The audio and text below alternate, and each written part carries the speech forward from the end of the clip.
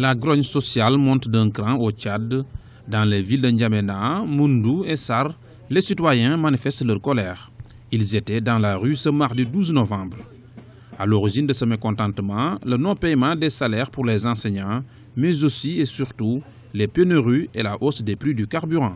Il ne s'agit pas en fait d'une manifestation, d'une grande aventure comme l'ont voulu montrer certains médias sans scrupules. En fait, il s'agit simplement de la révision de la raffinerie.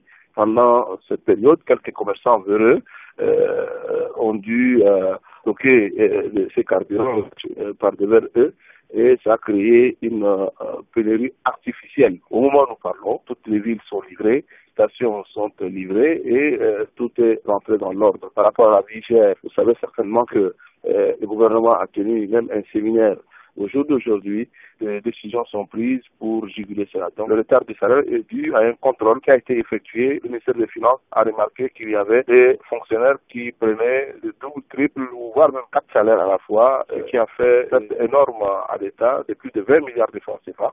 Et donc, depuis avant-hier, les salaires ont été régulièrement payés et je crois que tout est rentré dans l'ordre. Pour certains, le malaise est beaucoup plus profond. La situation sociale semble faire le frais d'un dialogue social presque inexistant. En réalité, le dialogue social a toujours été une chimère ici au Tchad. Les structures existent, il y a un cadre juridique certes, mais il ne fonctionne pas du tout. Il y a un cadre national de dialogue social qui devrait en principe se pencher sur ce genre de problèmes, les prévenir au lieu d'attendre que ça se génère d'abord avant de chercher à les résoudre. Mais ce comité ne fonctionne pas, n'a d'ailleurs pas les moyens de son fonctionnement. Cette année, on ne s'est pas du tout réunis. Tout compte fait, le gouvernement ne lui accorde pas l'importance qu'il doit avoir. Des accusations balayées d'un revers de main par les autorités qui considèrent que le dialogue social reste important dans le pays. En réaction au mouvement social, le gouvernement tchadien a tenu un point de presse ce mardi pour tenter d'apaiser les tensions.